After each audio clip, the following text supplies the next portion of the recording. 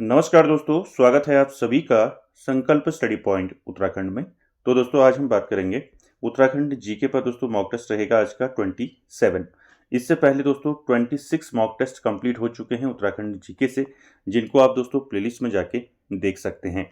चलिए दोस्तों स्टार्ट करते हैं आज का सेशन, और आप सभी लोग दोस्तों वीडियो के एंड तक जरूर बने रहें।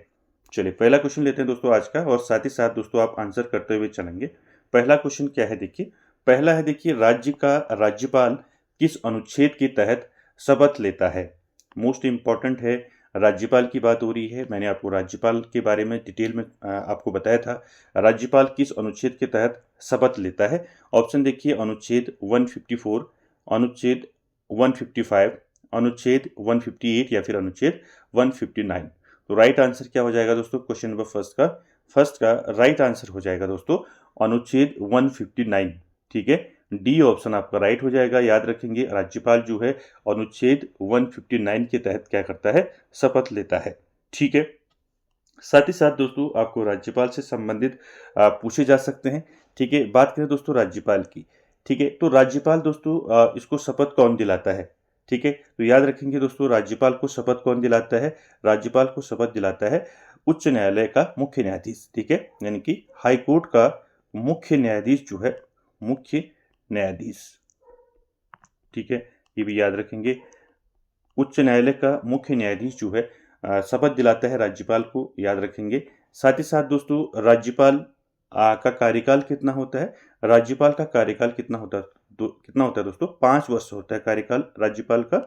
और राष्ट्रपति जब चाहे दोस्तों हटा सकता है राज्यपाल को। ठीक है, साथ ही साथ दोस्तों राज्यपाल बनने के लिए न्यूनतम आयु कितनी होनी चाहिए। ठीक है, तो राज्यपाल बनने के लिए दोस्तों न्यूनतम आयु होनी चाहिए आपकी 35 वर्ष। ठीक है, कितनी होनी चाहिए, 35 वर्ष। ये सारे क्वेश्चन दोस्तों आपको याद रखने हैं। साथ ही साथ राज्यपाल जो है दोस्तों राज्य का प्रथम नागरिक होता है। ठीक है, जो राज्यपाल होता है राज्य का क्या होता है, प्रथम नागरिक होता है।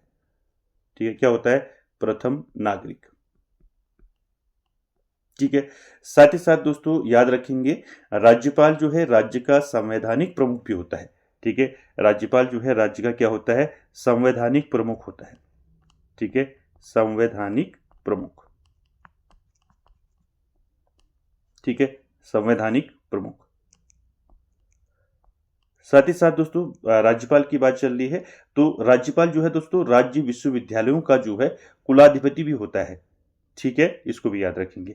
साथ ही साथ दोस्तों यहाँ पर आपको 2 अनुच्छेद और याद रखने हैं राज्यपाल से संबंधित। देखिए 2 अनुच्छेद कौन कौन से याद रखने हैं। पहला देखिए, राज्यपाल की नियुक्ति जो है राष्ट्रपति करता है, आप सभी जानते हैं।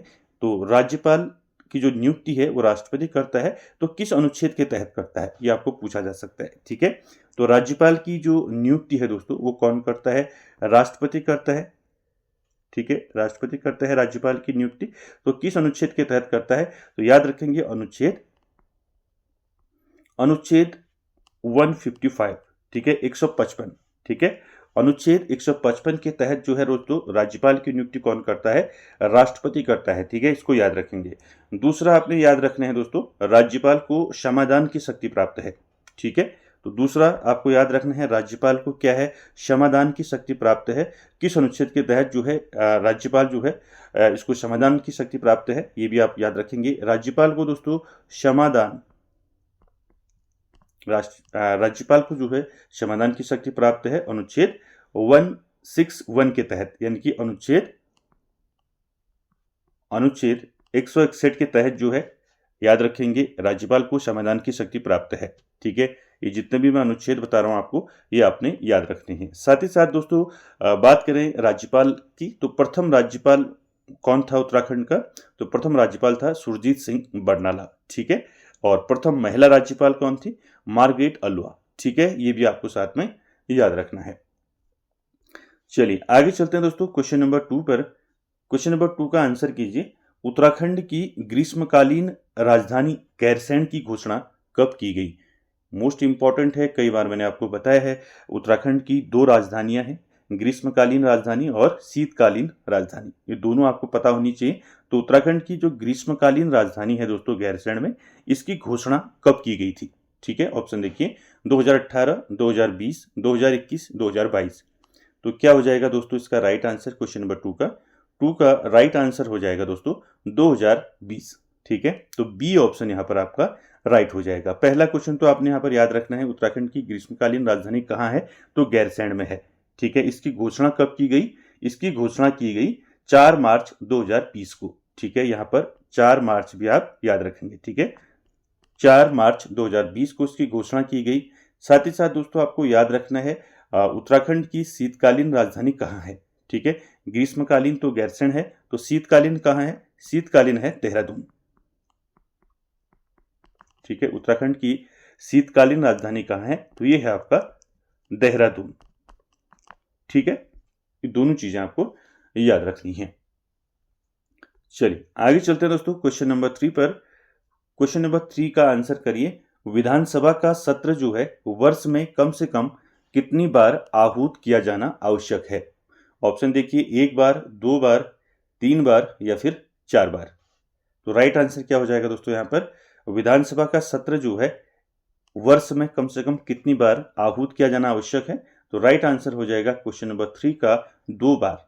ठीक है, इसको याद रखेंगे, 2 बार दोस्तों, वर्ष में कम से कम 2 बार जो है विधानसभा का सत्र जो है आहूत करना आवश्यक है। साथ ही साथ यहाँ पर आप याद रखेंगे, विधानसभा की बात चल रही है तो विधानसभा से संबंधित फैक्ट आपको मैंने बताया था। विधानसभा का कार्यकाल कितना होता है, विधानसभा का कार्यकाल होता है 5 वर्ष।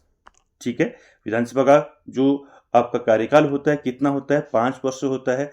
यहाँ पर कंडीशन याद रखेंगे, आपातकाल की स्थिति में। ठीक है, अगर आपको क्वेश्चन पूछा जा सकता है आपको, ठीक है, आपातकाल की स्थिति में, तो आपातकाल की स्थिति में दोस्तों विधानसभा की जो अवधि है उसको 1 वर्ष के लिए बढ़ाया जा सकता है। ठीक है, ये भी याद रखेंगे। ठीक है, तो आपातकाल की स्थिति में विधानसभा की अवधि को जो है 1 वर्ष के लिए बढ़ाया जा सकता है। ठीक है, साथ ही साथ दोस्तों आपको याद रखना है, ठीक है, विधानसभा के किन्हीं 2 सत्रों के बीच 6 माह से अधिक का अंतराल नहीं होना चाहिए।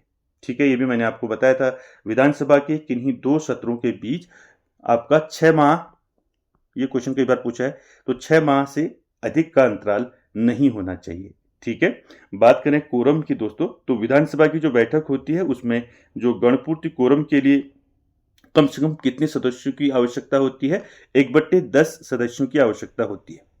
ठीक है, ये सारे फैक्ट आपको याद रखने हैं, मैंने डिटेल क्लास में आपको अच्छे से इसको समझाया है, डिटेल क्लास जरूर देखें आप। ठीक है, चलिए आगे चलते हैं दोस्तों क्वेश्चन नंबर 4 पर। क्वेश्चन नंबर 4 है दोस्तों, राज्य में 45 फास्ट ट्रैक कोर्ट का गठन कब किया गया, यानी कि उत्तराखंड में 45 फास्ट ट्रैक कोर्ट का जो गठन है वो कब किया गया। ऑप्शन देखिए, 2000, 2001, 2002, 2003। तो इसका राइट आंसर क्या हो जाएगा, 45 फास्ट ट्रैक कोर्ट का गठन कब किया गया।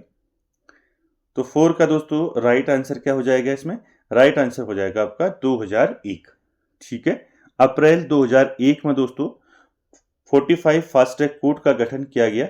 ठीक है, साथ ही साथ दोस्तों ये 45 फास्ट ट्रैक कोर्ट को दोस्तों क्या कहा जाता है, इसी को त्वरित न्यायालय भी कहते हैं इसको। ठीक है, क्या कहते हैं, त्वरित, ठीक है, त्वरित न्यायालय।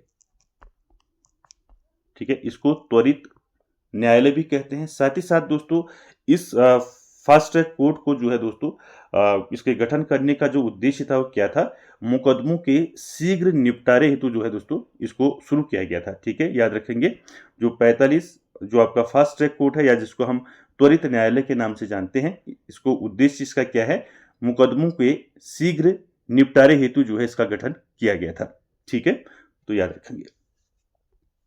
आगे चलते हैं दोस्तों क्वेश्चन नंबर 5 पर। क्वेश्चन नंबर 5 देखिए दोस्तों, आंसर कीजिए, जिला पंचायत का सचिव कौन होता है। ऑप्शन देखिए, वीडियो, बीडीओ या फिर सीडीओ या फिर इनमें से कोई नहीं। तो आपको जिला पंचायत पूछा है। ठीक है, जिला पंचायत का जो सचिव होता है, सेक्रेटरी होता है, कौन होता है। तो 5 का राइट आंसर क्या हो जाएगा दोस्तों, 5 का राइट आंसर हो जाएगा दोस्तों आपका सीडीओ। ठीक है, तो सी ऑप्शन यहाँ पर आपका राइट हो जाएगा दोस्तों। जिला पंचायत का सचिव कौन होता है, सीडीओ होता है। ठीक है, साथ ही साथ दोस्तों ग्राम पंचायत का सचिव कौन होता है, ग्राम पंचायत का सचिव होता है वीडियो। ठीक है, ग्राम पंचायत, ठीक है, ग्राम पंचायत। तो ग्राम पंचायत का सचिव पूछा जाएगा आपको, तो आप आंसर करेंगे वीडियो, ठीक है, ग्राम विकास अधिकारी। उसके बाद दोस्तों अगर आपको पूछा जाता है क्षेत्र पंचायत का सचिव कौन होता है, तो वो होता है आपका बीडीओ, ठीक है, ये होता है क्षेत्र पंचायत का। क्षेत्र पंचायत का सचिव होता है, कौन होता है, बीडीओ, ठीक है। और जिला पंचायत का सचिव कौन होता है, सीडीओ। ये तीनों आप याद रखेंगे, ठीक है। चलिए आगे चलते हैं दोस्तों, क्वेश्चन नंबर 6 की बात करें। क्वेश्चन नंबर 6 है आपका, किस कत्यूरी शासक ने बागेश्वर के समीप एक मंदिर को स्वर्णेश्वर नामक ग्राम दान में दिया था? मोस्ट इंपॉर्टेंट है ये क्वेश्चन, मैंने आपको कई बार करवा रखा है। कौन सा कत्यूरी शासक था जिसने बागेश्वर के समीप एक मंदिर को स्वर्णेश्वर नामक गांव दान में दिया था? ऑप्शन देखिए, निम्बर देव, बसंत देव, खरपर देव या इनमें से कोई नहीं। तो राइट आंसर क्या हो जाएगा दोस्तों क्वेश्चन नंबर 6 का राइट आंसर हो जाएगा दोस्तों बसंत देव, ठीक है। बी ऑप्शन यहां पर आपका राइट हो जाएगा, ठीक है। स्वर्णेश्वर नामक गांव जो है दान में किसने दिया था, तो बसंत देव ने दिया था, ठीक है। बात करें बसंत देव की दोस्तों, बसंत देव के बारे में मैंने आपको बता रखा है, कत्यूरी राजवंश का संस्थापक माना जाता है बसंत देव को, ठीक है, संस्थापक। साथ ही साथ दोस्तों बसंत देव जो है कत्यूरी राजवंश का क्या था, पहला शासक था एक, ठीक है, पहला शासक। साथ ही साथ दोस्तों आपको याद रखना है बसंत देव के बारे में, बसंत देव की पत्नी का क्या नाम था, ये पूछा जाता है कई बार। तो यहाँ पर मैंने बसंत देव से संबंधित आपको सारे फैक्ट बताए थे, आप डिटेल क्लास जरूर देखें। तो बसंत देव की पत्नी का क्या नाम था, राज नारायणी देवी। क्या था, राज नारायणी देवी, ठीक है, राज नारायणी देवी। साथ ही साथ दोस्तों यहां पर एक इंपॉर्टेंट फैक्ट आपने याद रखना है, वासुदेव और बसंत देव एक ही व्यक्ति थे, ये किसने कहा, ठीक है, ये मोस्ट इंपॉर्टेंट है, इसको याद रखेंगे, राहुल सांकृत्यायन, ठीक है, इसको आप नोट कर लें, ठीक है। देखिए बसंत देव और आपका वासुदेव, वसंत देव और वासुदेव जो है दोस्तों एक ही व्यक्ति थे, एक ही व्यक्ति थे, ये किसने कहा है, ये आपको बताना है, ठीक है। वासुदेव और बसंत देव एक ही व्यक्ति थे, ये किसने कहा है, तो याद रखेंगे राहुल सांकृत्यायन का नाम, ठीक है, राहुल सांकृत्यायन, ठीक है, राहुल सांकृत्यायन हो गया। साथ ही साथ शिव प्रसाद डबराल हो गया, ठीक है, मैं शॉर्ट में लिख रहा हूं, डबराल, शिव प्रसाद डबराल, राहुल सांकृत्यायन और एटकिंसन, ठीक है, एटकिंसन। तो इन तीनों ने दोस्तों वासुदेव और बसंत देव को एक ही व्यक्ति माना है, ठीक है, ये पूछा जा सकता है आपको, याद रखेंगे राहुल सांकृत्यायन, शिव प्रसाद डबराल और एटकिंसन के अनुसार वासुदेव और बसंत देव एक ही व्यक्ति थे, ठीक है, इसको याद रखेंगे। चलिए आगे चलते हैं दोस्तों क्वेश्चन नंबर 7 पर। क्वेश्चन नंबर 7 है दोस्तों, गड्यूरा ताम्रपत्र से किस वंश की जानकारी मिलती है? मोस्ट इंपॉर्टेंट है, गड्यूरा ताम्रपत्र किस वंश की जानकारी मिलती है इससे?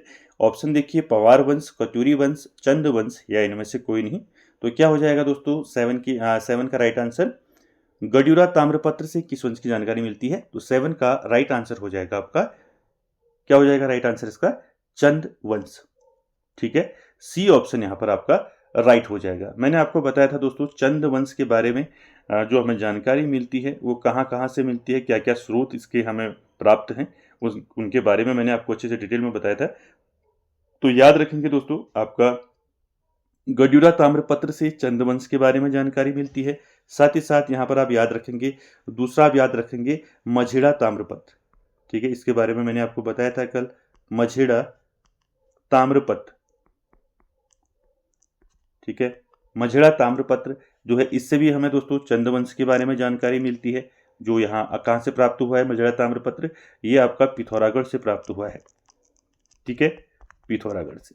साथ ही साथ दोस्तों यहाँ पर आपने याद रखना है मूनाकोट ताम्रपत्र, ठीक है, मूनाकोट, ठीक है, मूनाकोट ताम्रपत्र, ये इससे भी दोस्तों हमें चंद्रवंश के बारे में जानकारी मिलती है, ठीक है, ये भी आपका पिथौरागढ़ से प्राप्त हुआ है।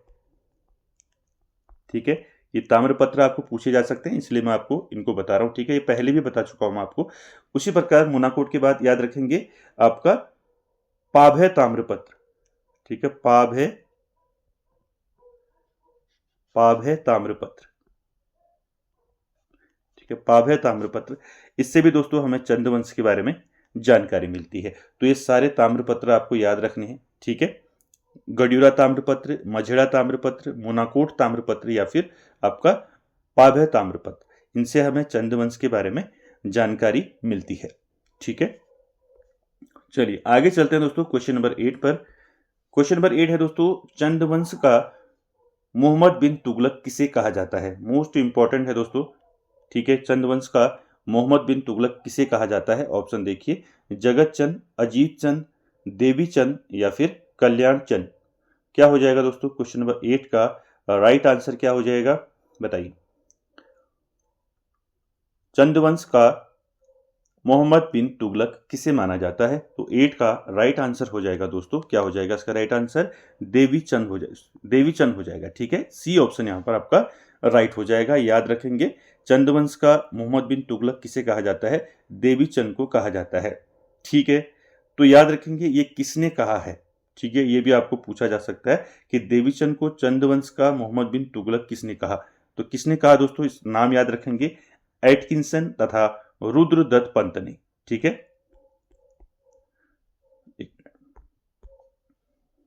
ठीक है, किसने कहा है?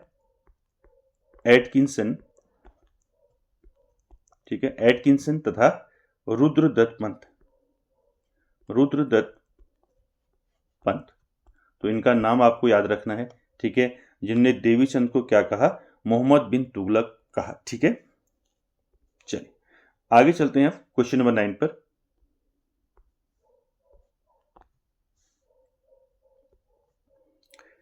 क्वेश्चन नंबर 9 देखिए दोस्तों, 9 क्या है?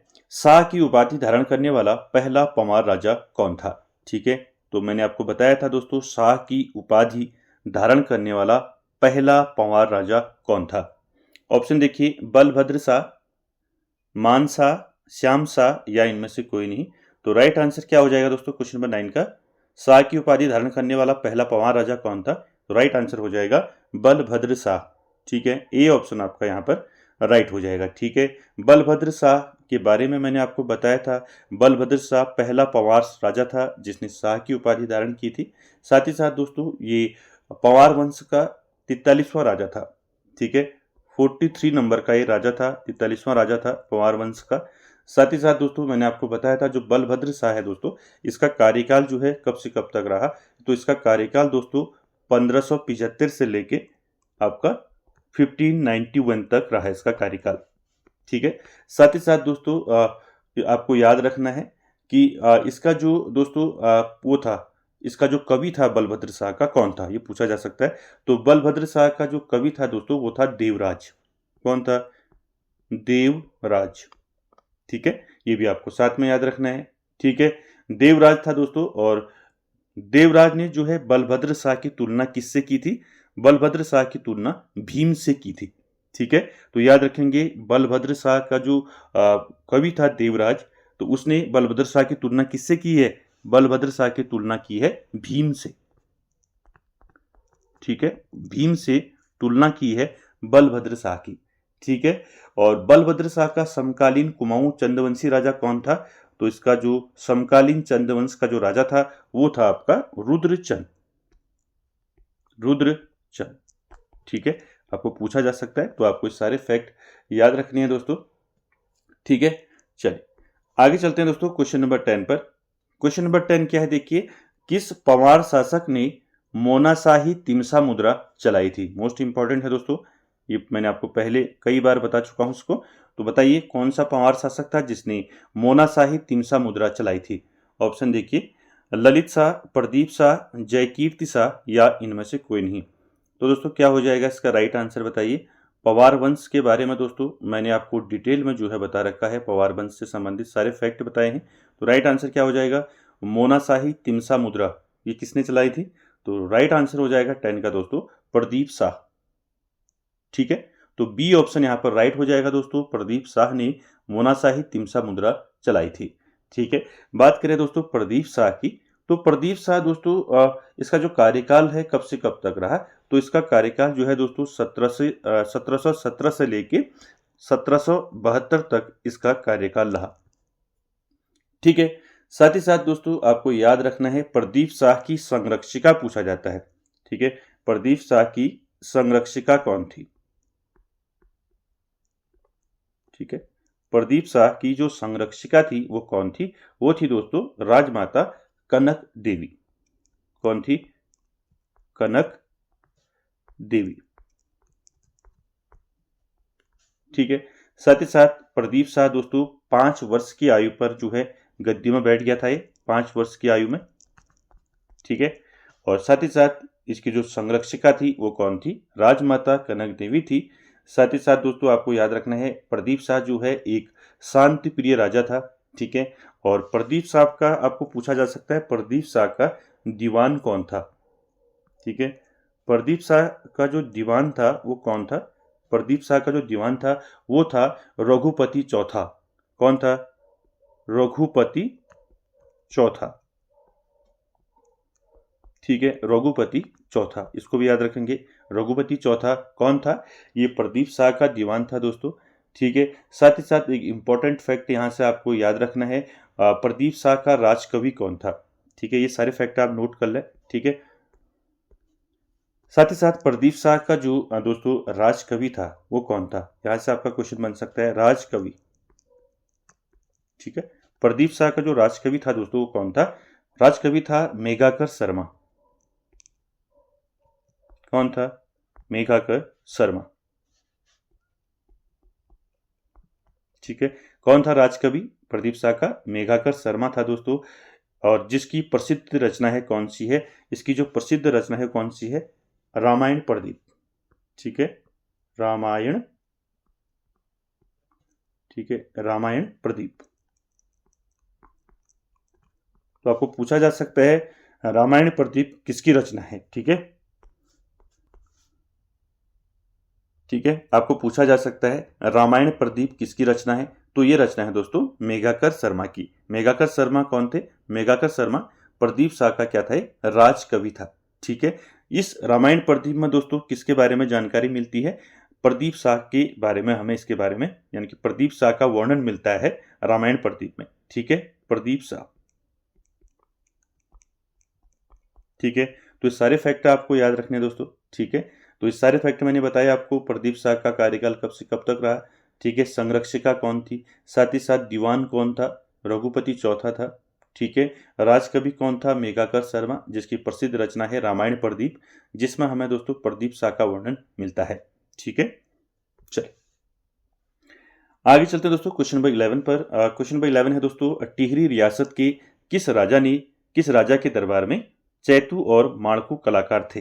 ये क्वेश्चन जो है दोस्तों कई बार पूछा जा चुका है। चैतू और माणकू कलाकार जो है किसके दरबार में थे? ठीक है, ऑप्शन देखिए, प्रताप शाह, भवानी शाह, सुदर्शन शाह या फिर मानवेंद्र शाह। क्या हो जाएगा दोस्तों यहाँ पर राइट आंसर बताइए।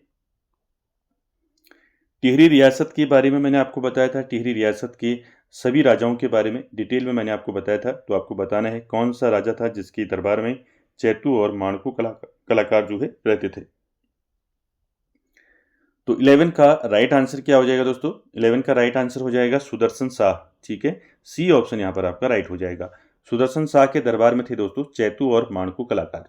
ठीक है, बात करें दोस्तों सुदर्शन शाह की, तो सुदर्शन शाह का जो कार्यकाल रहा दोस्तों कब से कब तक रहा? तो सुदर्शन शाह इसका जो कार्यकाल रहा 1815 से यानी कि 1815 से लेके 1859 तक रहा। ठीक है, साथ ही साथ दोस्तों टिहरी रियासत का प्रथम राजा था सुदर्शन शाह। ठीक है, प्रथम राजा, टिहरी रियासत का प्रथम राजा कौन था ऐसे भी आपको पूछा जा सकता है। तो टिहरी रियासत का प्रथम राजा था सुदर्शन शाह।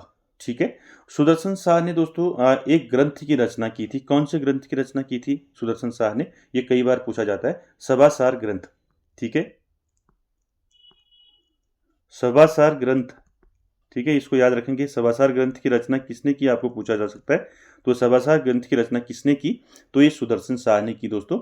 और साथ ही साथ दोस्तों 7 खंडों में इसकी रचना की थी सुदर्शन शाह ने। कितने खंडों में? 7 खंडों में। ठीक है। और ये भी पूछा जा सकता है दोस्तों आपको कि सुदर्शन शाह ने सभासार ग्रंथ जो है सभासार ग्रंथ की रचना किस भाषा में की? ठीक है।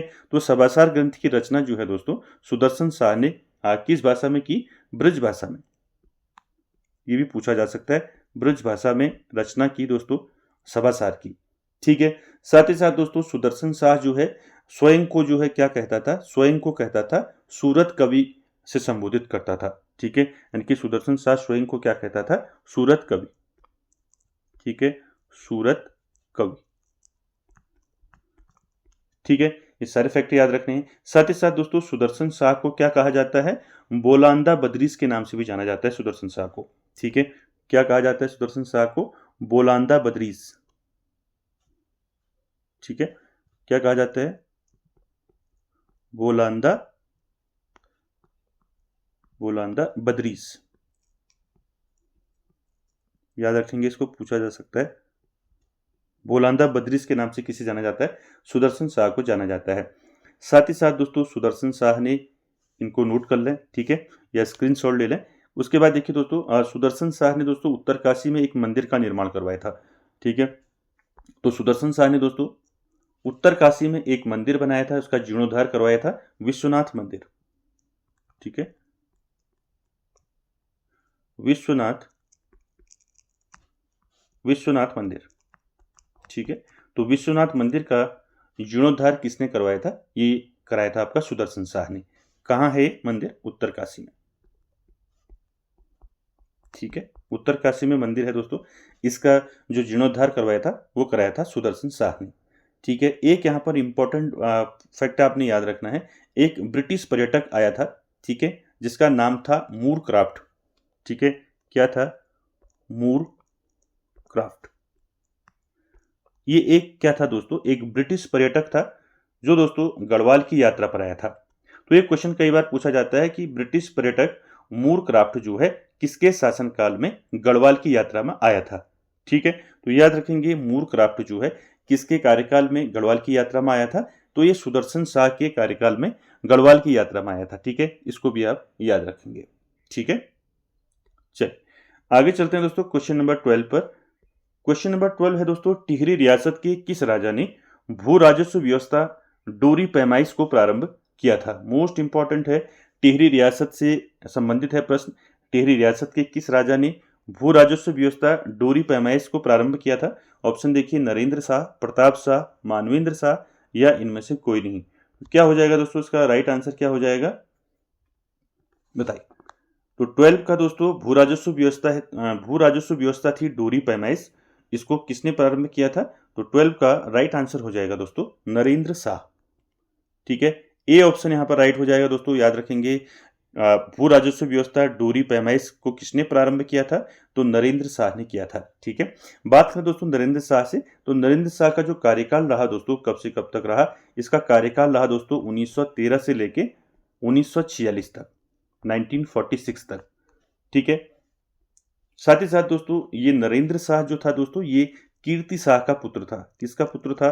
कीर्ति शाह का। ठीक है, कीर्ति शाह का पुत्र था। साथ ही साथ आपको यहां पर नोट करना है दोस्तों, नरेंद्र शाह ने दोस्तों नरेंद्र नगर की स्थापना की थी। आपको पूछा जा सकता है नरेंद्र नगर की स्थापना किसने की? ठीक है, नरेंद्र नगर। तो नरेंद्र नगर की स्थापना किसने की? तो ये नरेंद्र शाह ने की दोस्तों। कब की? 1925। ये भी याद रखेंगे, पूछा जा सकता है कि नरेंद्र शाह ने जो है नरेंद्र नगर की स्थापना कब की? तो 1925 में की। ठीक है, साथ ही साथ नरेंद्र शाह का एक दीवान था दोस्तों जिसका नाम आपने सुना होगा, चक्रधर जुयाल। ठीक है, इसको नोट कर लें, स्क्रीनशॉट ले लें। देखिए नरेंद्र शाह का जो दीवान था वो कौन था? ये पूछा जा सकता है, इंपॉर्टेंट है। दीवान कौन था नरेंद्र शाह का? दीवान था दोस्तों चक्रधर जुयाल। कौन था? चक्रधर जुयाल। ठीक है, चक्रधर जुयाल। ठीक है, इसका नाम आपने पढ़ा होगा इसके बारे में, चक्रधर जुयाल के बारे में। चक्रधर जुयाल को दोस्तों गढ़वाल का जनरल डायर कहा जाता है इसको। ठीक है, क्या कहा जाता है इसको? गढ़वाल का जनरल डायर। ठीक है, शॉर्ट में लिख रहा हूं मैं, जनरल डायर। पूछा जा सकता है आपको। गढ़वाल का जनरल डायर किसको कहा जाता है? चक्रधर जुयाल को कहा जाता है दोस्तों, और ये नरेंद्र शाह का क्या था? दीवान था। ठीक है, चलिए आगे चलते हैं क्वेश्चन नंबर 13 पर। 13, 14 और 15 ये तीनों दोस्तों करंट अफेयर्स से क्वेश्चन है और ये काफी इंपॉर्टेंट क्वेश्चन है दोस्तों। चलिए 13 की बात करें तो क्वेश्चन नंबर 13 है, नकली दवाओं के खिलाफ कार्यवाही करने के लिए उत्तराखंड में कौन सा ऑपरेशन चलाया जा रहा है? मोस्ट इंपॉर्टेंट है, नकली दवाओं के खिलाफ कार्रवाई करने के लिए उत्तराखंड में कौन सा ऑपरेशन चलाया जा रहा है, ये बताना है आपने। तो राइट आंसर क्या होगा इसका बताइए। ऑपरेशन कालनेमी, ऑपरेशन प्रहार, ऑपरेशन क्लीन, या फिर इनमें से कोई नहीं। तो राइट आंसर क्या हो जाएगा 13 का? 13 का राइट आंसर हो जाएगा दोस्तों, क्या होगा? Operation clean. ठीक है, सी ऑप्शन यहां पर आपका राइट हो जाएगा। याद रखेंगे, नकली दवाओं के खिलाफ कार्रवाई के लिए उत्तराखंड में कौन सा ऑपरेशन चलाया जा रहा है? Operation clean. ठीक है, इसका उद्देश्य है दोस्तों राज्य को नशा मुक्त उत्तराखंड बनाना और नकली दवाओं के खिलाफ कार्रवाई करना। ठीक है, चलिए आगे चलते हैं। क्वेश्चन नंबर 14 की बात करें। 14 है, वरिष्ठ नागरिकों और विशेष रूप से अकेले रहने वाले बुजुर्गों की मदद के लिए उत्तराखंड पुलिस ने कौन सा ऑपरेशन शुरू किया है? मोस्ट इंपॉर्टेंट है दोस्तों, वरिष्ठ नागरिकों और विशेष रूप से जो बुजुर्ग अकेले रहते हैं उनकी मदद के लिए उत्तराखंड पुलिस ने कौन सा ऑपरेशन शुरू किया है? ऑप्शन देखिए, ऑपरेशन मदद, ऑपरेशन भल छौ, ऑपरेशन सेवा, या फिर ऑपरेशन पुकार। तो राइट आंसर क्या हो जाएगा दोस्तों 14 का? 14 का राइट आंसर हो जाएगा ऑपरेशन भल छौ। ठीक है, बी ऑप्शन यहाँ पर आपका राइट हो जाएगा दोस्तों, याद रखेंगे इसको। और करंट के दोस्तों क्वेश्चन जो है हमेशा पूछे जाते हैं, इसलिए आप अधिक से अधिक करंट के क्वेश्चन जो है दोस्तों इनको जरूर नोट करें, क्योंकि मैं जितने भी मॉक टेस्ट आपको प्रोवाइड करा रहा हूँ उन सभी में जो है आपका करंट अफेयर्स को ऐड करते हुए दे रहा हूँ आपको। ठीक है, आप इसको जरूर नोट करें। देखिए यहाँ पर राइट आंसर क्या हो जाएगा? बुजुर्गों की मदद के लिए उत्तराखंड पुलिस ने कौन सा ऑपरेशन शुरू किया है? ऑपरेशन भल छौ। ठीक है, आगे चलते हैं दोस्तों। क्वेश्चन नंबर 15 की बात करें और आज का आखिरी क्वेश्चन है, आंसर करिए इसका। स्वच्छता सर्वेक्षण 2024 में उत्तराखंड राज्य का कौन सा नगर निकाय प्रदेश में प्रथम स्थान में रहा है? ठीक है, ऑप्शन देखिए, मसूरी, देहरादून, लाल कुआं, ऋषिकेश। तो राइट आंसर क्या हो जाएगा? स्वच्छता सर्वेक्षण 2024 में उत्तराखंड राज्य का कौन सा नगर निकाय है दोस्तों? ठीक है, जो प्रदेश में यानी कि राज्य में प्रथम स्थान पर रहा है, क्या हो जाएगा इसका राइट आंसर बताइए। 15 का राइट आंसर हो जाएगा दोस्तों लाल कुआं। ठीक है, तो सी ऑप्शन यहां पर राइट हो जाएगा। याद रखेंगे, स्वच्छता सर्वेक्षण 2024 में उत्तराखंड में कौन सा नगर निकाय पहले स्थान पर रहा? लाल कुआं रहा। ठीक है, फर्स्ट में। और दूसरे स्थान पर रहा आपका रुद्रपुर। ठीक है, दूसरे स्थान पर कौन रहा? रुद्रपुर रहा। ठीक है, फर्स्ट में लाल कुआं, दूसरे में रुद्रपुर, तीसरे में मसूरी, तीसरे में मसूरी, और चौथे में डोईवाला, चौथे में डोईवाला, और पांचवे में आपका पिथौरागढ़। ठीक है, तो ये याद रखेंगे, प्रदेश में जो है प्रथम स्थान पर कौन रहा? लाल कुआं, दूसरे स्थान पर रुद्रपुर, तीसरे में मसूरी, चौथे में डोईवाला और पांचवे में पिथौरागढ़। ठीक है, इसको आप याद रखेंगे। क्लियर हो गया? चलिए, तो दोस्तों कैसा लगा आज का सेशन? कमेंट बॉक्स में जरूर कमेंट करें और वीडियो को एंड तक देखने के लिए थैंक यू वेरी मच।